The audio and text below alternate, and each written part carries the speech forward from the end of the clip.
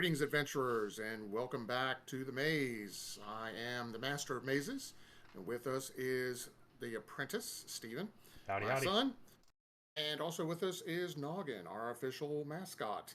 Uh, Welcome back to the maze, everybody. This is MazeCast episode number 2, and we're going to talk about a few things that we enjoy: gaming adjacent, video games, comic books, you name it. So right off the bat, I'd like to jump right into a Kickstarter shout out. Our friends over at Broken Blade Publishing have started their Kickstarter back on the 30th last Thursday, for a game called Oathhammer, which is going to be a D6 based pool system TTRPG. It's going to be basically centered around hex crawl exploration. It's going to have a heavy focus on settlement building. Probably, I imagine it's something akin to like what you see with like Fallout, or people who build up castles or fortresses in Dungeons and Dragons now in 5e, since they have a stat for that now. And then they're also going to have a heavy focus on domain level play, as well as an oath system that will reward heroic role playing, which really interests me. This one's been on my radar for a few months now. The artwork is being done by Justin Gerard, who a lot of you are probably familiar with.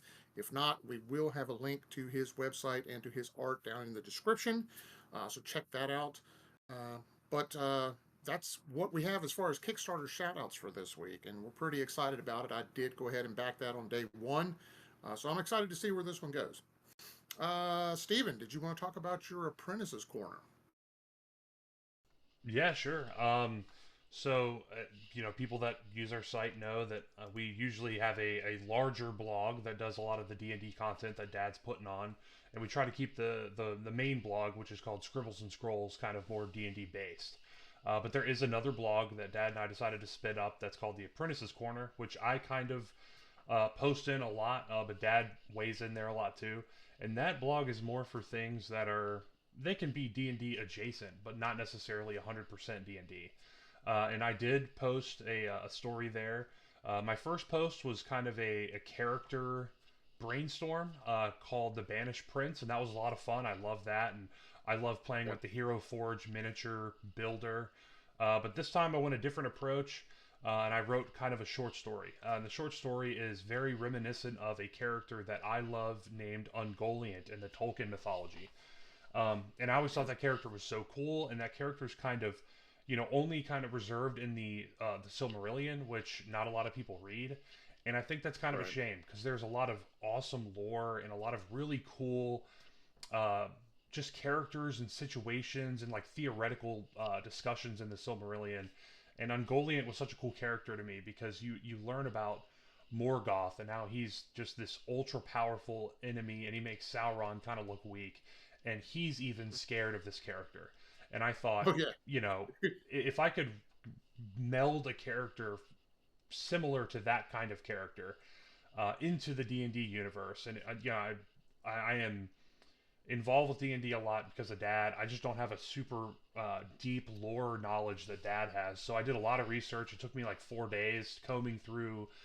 I looked at a map of the Forgotten Realms for like 3 hours and picked out which trail I wanted my character to be on and why that trail in particular and the town that he was going to and all that stuff. But needless to say, I wrote a story. It was really fun. I enjoyed it. And to piggyback off of that, I have another one coming that I'm also excited about. And you know, nothing too major yet. I will say that the story title is "The Scourge of the Evermores." It is going to lead. It's really going to pick up kind of towards the tail end of a large conflict with trolls. Which, if you know what the Evermores are, it's kind of a highlandy area where there's a lot of trolls and stuff. And this story is going to pick up. It's going to follow a character who fought in those wars, and his best friend is a really good warrior that moved away. Long story short, it's going to be a cool story, and I can't wait. This story kind of picks up a lot of tones from. Well, I don't know how much I want to give away. It's going to be a good story, or at least I hope. I hope y'all are going to like it. It's going to involve a Well, lot I'll tell more. you what. I'll tell you what. I really enjoyed your first story. Thanks. When I started reading it, I was just really blown away. Hmm. Um, I've always kind of considered myself a good writer, but compared to what you put out there, I may have to reconsider my evaluation of my skills. That's high But praise. it's great. It's great. I highly suggest all of you to give it a look. We will have a link down in the description to the Apprentice's Corner so you guys can check out that story. Stephen was also kind enough to put together some stat blocks Hmm. for the characters that he introduces in the story, as well as his dark demon spider queen. Um, Similar to Ongoliant, she is definitely going to be a end of campaign type of BBEG you want to She's utilize. yeah, she's Not OP. something you Yeah. want mid-level characters Yeah, trying to fight with. she's OP. But if you want something for the end of your campaign, this would be a great creature to put in there. Something that the players just would not see coming. And it would make for a great adventure arc, I think, especially for end game. So check it out. Um, After that, I would like to talk a little bit about my Friday game. Stephen and I have talked about this quite a bit, and I wanted to work this in here for you guys to know exactly what's going on when the Master of Mazes is out and about and at the table with players. I do have a game. It's a paid game that I run for a bunch of people I met about 3 years ago when we moved down here to Georgia, and it is a 5e game. Right now, the players are currently 11th level. They're getting ready to crest into 12th. They had just gone down into Undermountain, looking to pick up some money because they were a little short on cash, so they decided to try their hand in the Mad Mage's Maze. Needless to say, it turned out to be a little bit more than they bargained for. They made their way down to the 3rd level and eventually found a passageway that led out to the dark port of Skullport. If you're familiar with the Forgotten Realms lore, Skullport is kind of a den of thieves and brigands and skullduggery that is located below Waterdeep. It's a really interesting place, especially if you have an interest in intrigue and rogues and dark conspiracy type things. Skullport's definitely a great setting. The characters got into a little bit of mischief, and they basically have found a place called the Tawdry Nymph, which is a brothel. So they had a little fun interacting with some of the NPCs there. We do have a link for that in the description as well. It's over on our website, along with some photos from that game, as well as a photo of our players at the table. So check that out if you would. We do play that every other Friday night, and we will be posting links to those game nights and photos so you guys can kind of keep up with the action. After that, we'd like to talk a little bit about our friends over at Instagram, a little account called Flintlock and Fog. Recently came across this young man who is running a game that's kind of a Victorian era game. It's a TTRPG, and he's going to be kind enough to be running a one shot for me tomorrow night on Thursday. That will be Thursday, June the 5th. That will be a videoed game. We'll be streaming that to his website on YouTube. We'll post a link to his YouTube location down in the description. And once that video is posted up, we'll post a link for that as well so you guys can check it out. But his game it's a game that has a lot of focus on a blend of the historical world and literary fiction. The way he kind of described it to me is kind of think of Sherlock Holmes meets Bison meets the Victorian era, and with pistols and things of that nature. So kind of intrigues me. I've played Bison before, and it seems like it's kind of along that lines. But it definitely has a very good gameplay from the couple of videos he's posted up that I've watched. So it's going to be a system that is simple enough and familiar enough that veteran game players will pick it up immediately. It's very similar to 5e, but it will be streamlined enough that new players who've never played 5e before should be able to pick up the game fairly quickly. I know that there's going to be a lot of details, like especially the fact that it uses primarily D10s and D20s and D6s. And there's a lot less math because he wanted to take that focus off of math that 5e has and put it more into kind of more into the player's realm of imagination and role playing. So truthfully, I think it's going to be a great game. I'm pretty excited about the one shot tomorrow night, and we will have a link for that in our description as well. So you guys be sure to check that out. And if you're on Instagram, go over and check out Flintlock and Fog Pretty great guy, and I'm pretty excited about what he's got going on over there. That sounds really Steven, interesting. That whole just setting. Um, I've actually there. I played a video game kind of in a setting like that, and they termed, or I guess they quoted the genre as musket fantasy, and that kind of sounds right, like right. that. So that's interesting. Yeah, it's definitely something that's exciting to me. He kind of described the basic classes to me, and he's like, "What would you like to play?" And I said, "You know what? I kind of got this Scotland Yard vibe kind of off of it." And I said, "You know what? I want to play like an investigator. Think a blend of Basil Rathbone's Sherlock Holmes from the old black and white movies, and kind of a throwback to you film fans. I like Peter Cushing when he would play in the old Hammer films as Von Helsing or the Vampire Hunter. So I wanted to kind of blend those two characters together to come up with a concept for the character I'm going to play tomorrow night in the one shot. So pretty excited to give it a try and see what it's like. Yeah, sounds fun. Uh, Steven, you had a pretty interesting weekend this past weekend, and you came across some pretty interesting things in your searches. Why don't you tell us about what you found? Yeah, yeah. Town I live in's kind of got a bunch of older folks, and unfortunately, but also fortunately for me, that means a lot of estate sales. So we were heading somewhere Saturday, I don't remember where, and we were like, let's stop across the street. There's a bunch of cars there.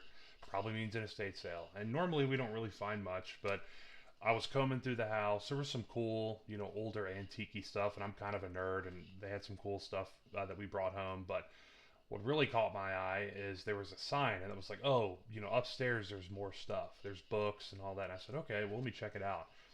And I went to what looked to be, teenager's room from the 70s. It was wood paneling, and there were some Letterman jackets in there, and I was like, oh, dude, this has to be awesome. And next to Right. the bed, there was a couple shoe boxes just full of comic books. And I don't know. I don't really. Honestly, I can't afford new comic books. They're Yeah. insanely expensive. But I'm, 4 or 5 bucks a piece, you it's can afford it. unbelievable. Yeah. But I like vintage comic books. And anyway, I got some good ones. I bought most of the lot, just kind of sight unseen. Really, I just kind of picked the box up, walked downstairs, and said, "I'll take this box," and I got a really good price for it. Um, or a good deal rather. But anyway, I don't know a lot about comics, but Dad knows a little bit more about me or about it than I do. But I did get a really cool Werewolf by Night. I think it That might is be. an awesome find. I was Yeah. super excited when I saw that picture. First appearance, well, not technically the first appearance of Moon Knight, but it's the first actual comic book to have Moon Knight in it for more than one panel. Yeah. So officially, that's kind of his first appearance, but it's a great find, Yeah. and I mean more than worth what you paid for the comics. Oh, I mean, I think I paid $7 for probably 200 comic books. Yeah, oh, And yeah, and I'm still combing through a lot of them, but I knew this cover. You must have like shown me this cover before, yep, looking at stuff. yep, But a lot of these are kind of random. But this is kind of an older comic. Ghostly Haunts looks kind of cool. My camera yep, won't focus, but that one, I got a Phantom Stranger. I knew him, so I don't. Just looks cool. yeah. Um, That's old DC book. Yep. yeah, I got some Silver Age Iron Man in here somewhere, right here. This one looks pretty cool. Oh yeah. So Old Iron Man. I love the yeah, I old mean, artwork. I got tons of these. I'll comb through them. If I find anything super that looks super valuable, I'll tell Dad. We'll might maybe post about it. But anyway, those kind of things are so awesome. That's how you find a lot of this cool stuff. That this has probably been sitting under a bed for forever. And they're just now going through it and selling it. So we definitely wanted to give a little sneak peek at some comic book action here.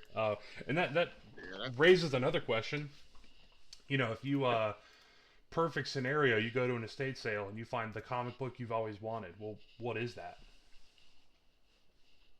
Comic book I've always wanted. To be honest with you, I have always been a big Spider-Man fan. I mean, for as long as I can remember, back when I got my first Mego Spider-Man in the '70s, it would have to be Amazing Tales, the very first appearance of Spider-Man.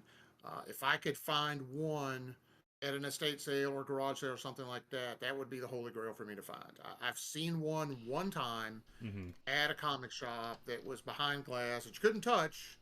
Um, but definitely outside of my price range. But Oh yeah, that would be my holy grail if I could find one. I think I've thought about it a little bit, and again, everyone that knows me knows I'm kind of a monsters nerd. I like Universal Oh monsters and yeah. all that. I think I'd have to say Tomb of Dracula #1. Oh yeah, Tomb of If I Dracula's could good. I find had that, some of those.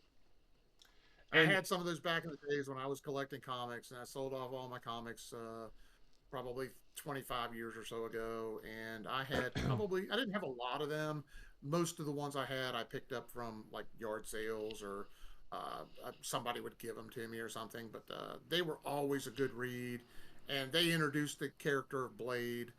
Back in the 70s when he was the mm-hmm, vampire hunter, and right. it was a very cool comic book to read. Yeah, yeah. I always thought, that series, or those more horror themed comics were cool, and like Swamp Thing and the DC universe has always been cool. So anyway, I think I'd have to go Tomb of Dracula just because I'm a super nerd. But anyway, thought that was cool, so I wanted to share. It's definitely cool. Definitely cool. I wanted to touch on a little group of friends that have gotten together over on Instagram. Some of you might be familiar with the last name of Estes.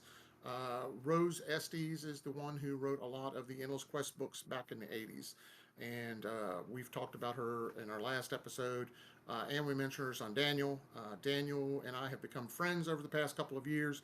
And he has started a group called the Origin Quest Group, and it's a group of about 7 or 8 of us, including Daniel, that have kind of gotten together, and we write little articles every week, and just little short articles that you can post on Instagram, about 300 words or less, basically tying things that have come to mean something to us in the world or the space of Dungeons and Dragons or TTRPGs, and how it ties back to those original Endless Quest books.